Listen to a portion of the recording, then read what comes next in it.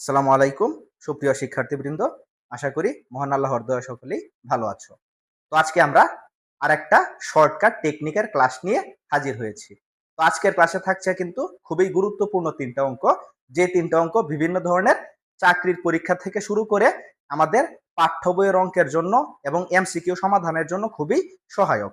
তো আমি প্রথমত যে ৩টা অঙ্ক নিয়ে আজকে আলোচনা করব, ওই ৩টা অঙ্কের প্রথমত ক্যাটাগরিগুলা একটু পড়ে নিচ্ছি। তো প্রথম অঙ্কটা হচ্ছে এরকম: কলার দাম 20% কমে যাওয়ায় 12 টাকায় পূর্বাপেক্ষা 2টি কলা বেশি পাওয়া যায়, কলার বর্তমান মূল্য কত? তো এটা কিন্তু শর্টকাট টেকনিকের মাধ্যমে খুব কম সময়ের ভিতরে আমরা নির্ণয় করতে পারি।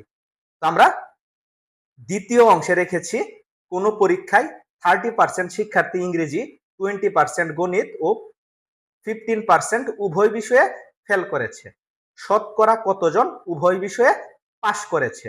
এটাও কিন্তু খুবই গুরুত্বপূর্ণ একটা প্রশ্ন। বিসিএস থেকে শুরু করে বিভিন্ন পরীক্ষার মধ্যে এই প্রশ্নটা কিন্তু এসে থাকে। আর সর্বশেষ যেটা গুরুত্বপূর্ণ প্রশ্ন, এটা হচ্ছে 72 কে কয়টি সংখ্যা দিয়ে ভাগ করা যায়? এটা যদি আমরা এমনিতে ভেঙে ভেঙে করতে যাই তাহলে কিন্তু অনেকটা সময় জ্ঞাপন হয়, কিন্তু আমরা আজকে দেখব কিভাবে শর্টকাট টেকনিক ব্যবহার করে এই অঙ্কটাও সমাধান করা যায়। অর্থাৎ 72-এর গুণনীয়ক কয়টি, এটা নেট না বের করে জাস্ট শর্টকাট মেথড ইউজ করে কিভাবে নির্ণয় করা যায়। তো আমরা কথা না বাড়িয়ে সরাসরি আমাদের ক্লাসে চলে যাচ্ছি। তো প্রথমেই আমরা প্রথম যে অঙ্কটা আছে, প্রথম অঙ্কের সমাধান নিয়ে আলোচনা করব। তো আমরা চলে আসলাম আমাদের প্রথম অঙ্কের সমাধানে। তো এই ধরনের অঙ্ক, অর্থাৎ কলা বা যে কোনো পণ্যের দাম কিছু পার্সেন্ট কমে যাবে বা বেড়ে যাবে, আর কম বা বেশির কারণে পূর্বের থেকে কিছু টাকা বেশি পাওয়া যাবে। তো এই ধরনের অঙ্ক যদি আমরা সমাধান করতে যাই, এই ক্যাটাগরিটা একটু ভালো করে লক্ষ্য করো। এই ধরনের অঙ্ক যদি আমরা সমাধান করতে চাই এবং বর্তমান মূল্য যদি এখান থেকে বের করতে চাই, তাহলে আমাকে যে সূত্রটা প্রয়োগ করতে হবে, এই সূত্রটা হচ্ছে পার্সেন্টের সংখ্যা গুণ টাকার পরিমাণ ভাগ 100, আবার এর সাথে গুণ হবে কম বা বেশির পরিমাণ। তো এটা হচ্ছে আমার প্রাথমিক সূত্র একটার বর্তমান মূল্য পাওয়ার জন্য। যদি তার থেকে বেশি পরিমাণে বলে তাহলে কিন্তু ওই মানটা বের করার পর যতটার বর্তমান মূল্য বের করার কথা বলবে ওই সংখ্যাটাকে শেষে গুণ করে নিতে হবে। তো আমরা এই সূত্র প্রয়োগ করে এই অঙ্কের সমাধান করব। এই ধরনের অঙ্ক সমাধানের জন্য কিন্তু আমাকে এই সূত্রটা প্রয়োগ করতে হবে। তো প্রথমত পার্সেন্টের সংখ্যা, তো পার্সেন্টের সংখ্যা এখানে দেওয়া আছে 20, তারপর গুণ টাকার পরিমাণ কত টাকা, এখানে কিন্তু উল্লেখ আছে 12 টাকা। তো কিন্তু আমি এখানে টাকার পরিমাণের পরিবর্তে 12 লিখে নিয়েছি। টাকার পরিমাণ মানে এখানে যে টাকাটা উল্লেখ থাকবে। তারপর নিচে 100, তার সাথে গুণ হবে কম বা বেশির পরিমাণ। তো এখানে দেখো 2টা কলা কিন্তু বেশি পাওয়া যাচ্ছে, তো আমি এই 100-র সাথে গুণ করব 2।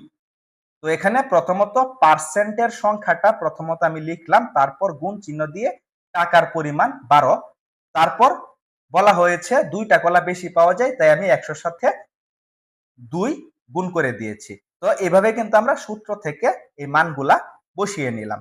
যদি সূত্র থেকে মান বসানোর মধ্যে কারো কোনো সমস্যা থাকে তাহলে ওইটা অবশ্যই আমাকে জানাবেন। তো এখন আমি উপরে এবং নিচের যে গুণগুলো আছে এগুলো আলাদা আলাদা ভাবে একটু করে নিচ্ছি। তো আমরা 20 এবং 12 কে গুণ করলে এটার মান আসে 240, এবং 100 এবং 2 কে গুণ করলে এটার মান আসে 200।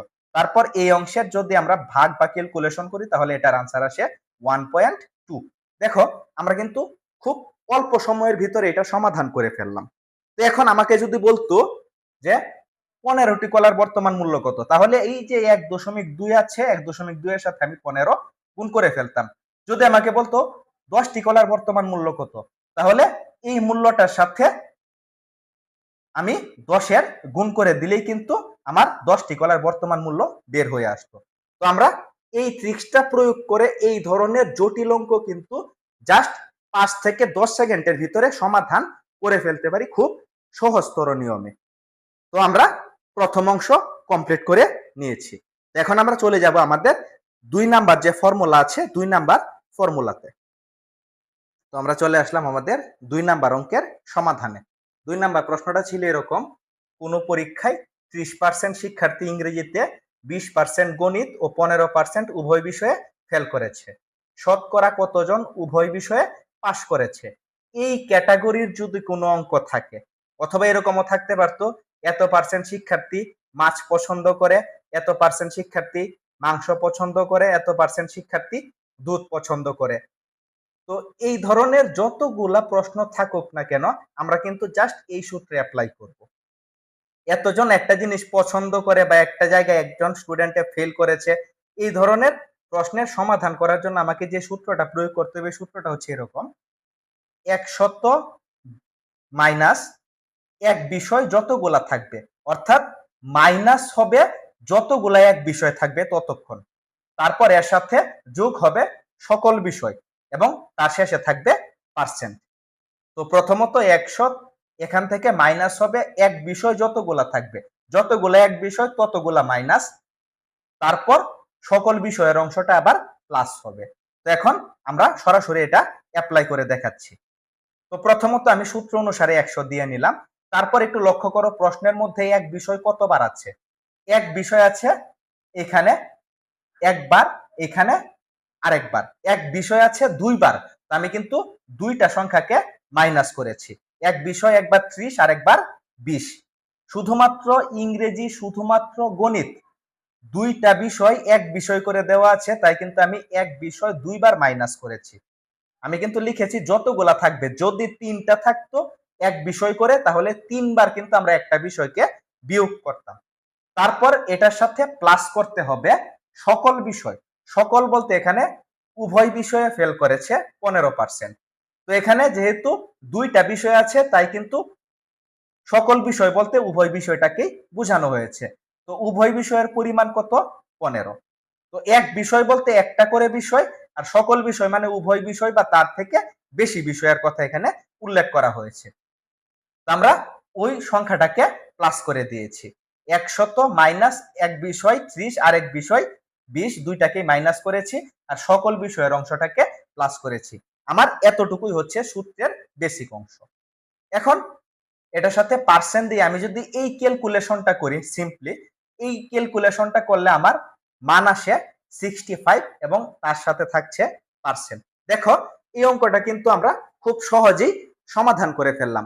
এই ধরনের যত অঙ্কই আসুক না কেন, আমরা কিন্তু এখন খুব দ্রুততার সাথে কম সময়ের ভিতরে এবং আমাদের বেস্ট পসিবল হয়ে কিন্তু সমাধান করতে পারবো। আমরা 2 নাম্বার অঙ্কের শর্টকাট টেকনিক দেখে নিলাম। যদি এটা বোঝার মধ্যে কারো কোনো কনফিউশন থাকে, তাহলে এটা অবশ্যই আমাকে জানাবেন। তো আমরা এখন চলে যাব আমাদের সর্বশেষ অর্থাৎ 3 নাম্বার ক্যাটাগরির সমাধানে। আমরা চলে আসলাম আমাদের সর্বশেষ অঙ্কের সমাধানে। সর্বশেষ প্রশ্নটি ছিল এরকম: 72 কে কয়টি সংখ্যা দিয়ে ভাগ করা যায়? তো কয়টি সংখ্যা দিয়ে ভাগ করা যায়, এই ধরনের প্রশ্ন যদি আমাকে কখনো বের করার কথা বলে, তাহলে আমি কি করব? প্রথমে ওই সংখ্যাটাকে মৌলিক সংখ্যা দিয়ে ভাগ করে নিব। মনে রাখতে হবে, যতক্ষণ পর্যন্ত ভাগ শেষ না হয় ততক্ষণ পর্যন্ত মৌলিক সংখ্যা দিয়েই ভাগ করতে হবে, অন্য কোনো সংখ্যা দিয়ে ভাগ করলে কিন্তু হবে না। তো আমি প্রথমত 72 কে মৌলিক সংখ্যা 2 দিয়ে ভাগ করলাম। 72 জোড় সংখ্যা, তাই কিন্তু 2 দিয়ে ভাগ করা যায়। আর যাদের মৌলিক সংখ্যা নিয়ে সমস্যা, তারা আমার মৌলিক সংখ্যার জন্য একটা ক্লাস আগে দেখিয়েছি, ওইখানে কিভাবে সহজে মৌলিক সংখ্যা নির্ণয় করা যায় ওইটা দেখিয়েছি। তো ওই ক্লাসটা দেখে আসলে ওদের জন্য এই বিষয়টা সহায়ক হবে। তো আমি 72 কে প্রথম মৌলিক সংখ্যা হিসেবে 2 দিয়ে ভাগ করলাম, 36 আসলো। 36 কে আবার 2 দিয়ে ভাগ করলাম, 18। 18 কে 2 দিয়ে ভাগ করলে 9। 9 কে 3 দিয়ে ভাগ করা যায়, 3 দিয়ে ভাগ করলে 3।